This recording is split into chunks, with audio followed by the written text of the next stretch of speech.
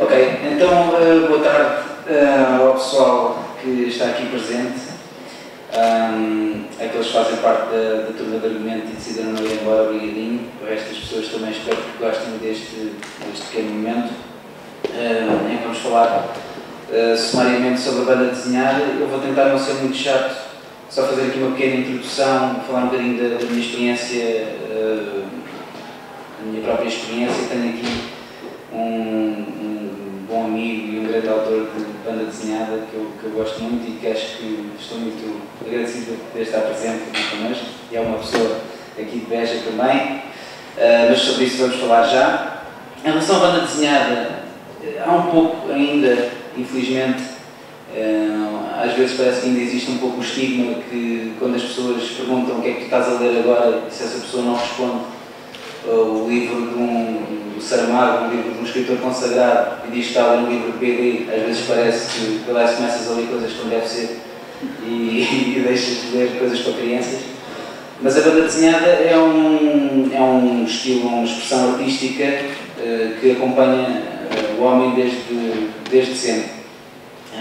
Sobretudo para fazer banda desenhada, isso é um problema ou um desafio que nós, autores, sempre se perfila, é a necessidade de ter ideias, e em Portugal, num contexto mais pequeno, num mercado mais pequeno, é necessário ter muita paixão e muito coração por aquilo que se faz e gostar mesmo deste género.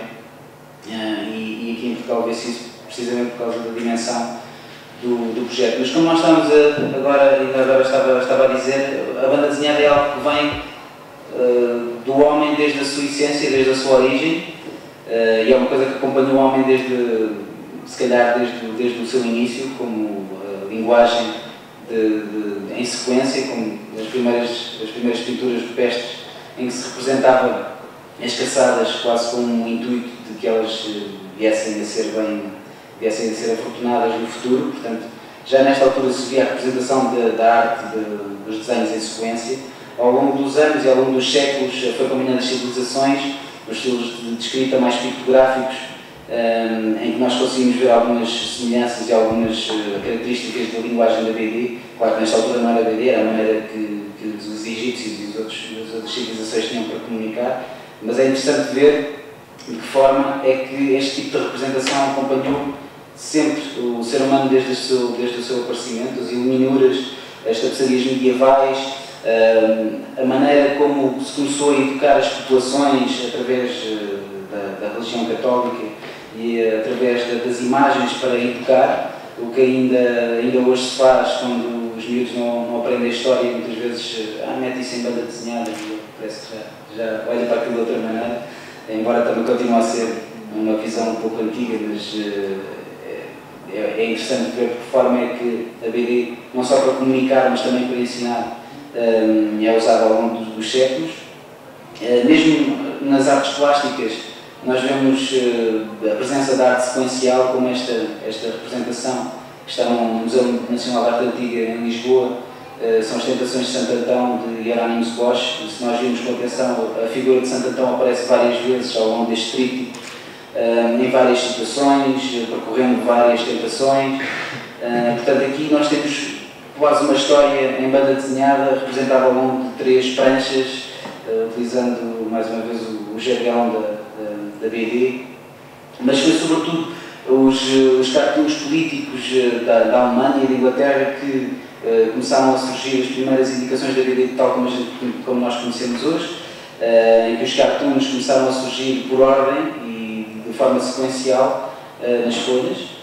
E depois começou a haver as primeiras coleções de banda desenhada em publicações periódicas, em jornais, como é o caso aqui do Little Nemo em Summerland, que eram sobretudo fascículos para crianças, mas se nós olharmos hoje com os olhos dos adultos de hoje, conseguimos ver que nesta altura a densidade das pranchas para crianças são bem diferentes deste estilo que hoje se utiliza. Hoje em dia utiliza-se muito mais a forma e a cor, não tanto este nível de precisão e de densidade nas pranchas, mas a evolução da arte também tem vindo um pouco nesse sentido. O Charles Schulz começou em 1950 a fazer a sua grande obra, que vocês devem devem se calhar associar mais ao Snoopy, mas na realidade o Snoopy no início da história dos Peanuts era uma personagem muito secundária, terciária basicamente, ele pouco aparecia, mas através da avaliação, da aceitação que se tinha desta personagem, foi começando a ganhar cada vez mais destaque. O Charles Schulz fez uma coisa interessantíssima e inovadora na altura, que era pôr na boca de crianças o diálogo de adultos, e portanto, a partir daí desenvolvia-se muitas das personagens que ainda hoje nós gostamos e que seguimos, e se calhar muitos de nós associa mais os Peanuts às séries de animação, não propriamente à BD, mas foi em BD e nos jornais que começou o Schulz. Eu estou a falar um pouco dos exemplos que todos conhecem, mas se calhar algumas características que vocês desconheciam. Nada também, se calhar é interessante ver também o que é que se passa no contexto nacional, mas outra das personalidades importantes na evolução da BD foi RG, que ainda hoje tem esta personagem que é reconhecida por todos, e ainda hoje os livros do Tintin, que até agora estão a ser reeditados pela Ásia, são excelentes maneiras de nós conseguirmos ver de que forma é que também o homem tem evoluído, e é interessante ver a banda desenhada como um testemunho da história. Portanto, o Tintin foi alguma primeiro que o próprio homem, e o conceito de foguetão surgiu nas histórias do Tintin antes que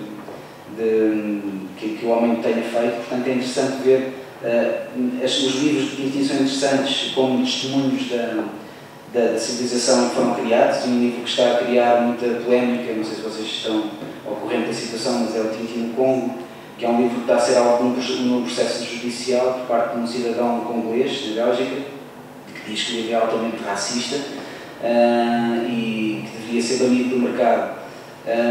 O livro, de facto, representa um ponto de vista colonialista que era típico da época e da sociedade na altura, não só ao nível do racismo da parte humana, mas também ao nível da forma como se viam os animais. Os animais são praticamente chacinados neste livro do Tintin, com situações um pouco chocantes para os dias de hoje, mas não quer dizer que fosse um manifesto de violência. Os livros do Tintin são até bastante inocentes, embora há quem diga que não há nada de inocente naquilo, mas são inocentes do ponto de vista da representação, era muito crua e muito honesta, porque representava a maneira como a sociedade na altura via determinadas situações, determinadas civilizações. O Asterix e o Obelix são também personagens que fazem aquele odd couple da comédia, não é? Com os contrastes físicos evidentes que só por si já é engraçado. É interessante ver nas histórias do Asterix e do Obelix a maneira como também são representadas as outras civilizações, também fruto deste ponto de vista da altura e como um manifesto histórico do passado. É interessante ver, embora sejam livros que ainda se produzam. A banda desenhada, ou a coleção de banda desenhada talvez mais antiga ainda em atividade, é aquela que muitos de nós cresceram a ler, que é os Patos Donald e os Tio Patinhas. É algo que continua, é um tipo de banda desenhada para as massas, onde é difícil de facto não agradar, toda a gente lê, desde a criança à pessoa mais idosa, porque são estruturas narrativas a nível de prancha muito simples, cenários coloridos e básicos, personagens criativas e dinâmicas. Portanto, apesar de serem bandas desenhadas com grelhas fixas, como nós vemos aqui, por grelha entende-se a arquitetura da prancha e as vinhetas e as tiras, etc. É tudo muito geométrico, mas o dinamismo que estas bandas desenhadas criaram deixaram a legião de fãs que ainda hoje se conhece. De outro contexto temos também o Maurício de Sousa e a Turma da Mónica, que também é uma referência para muitas crianças, no passado e ainda hoje, não só crianças mas adultos também, pelas mesmas razões. É um tipo de BD que pretende agradar a toda a gente e de facto consegue, precisamente porque é muito politicamente correto. A banda desenhada também como um instrumento político, quase, não é? As cores do Super-Homem e do Capitão América não são o vermelho, branco e azul por acaso, não é? O primeiro vilão, o primeiro inimigo do Capitão América foi precisamente Hitler, nas primeiras histórias, portanto eram histórias feitas no decorrer da Segunda Guerra Mundial. O segundo inimigo era o Caveira Vermelha, portanto também pleno de significado anticomunista.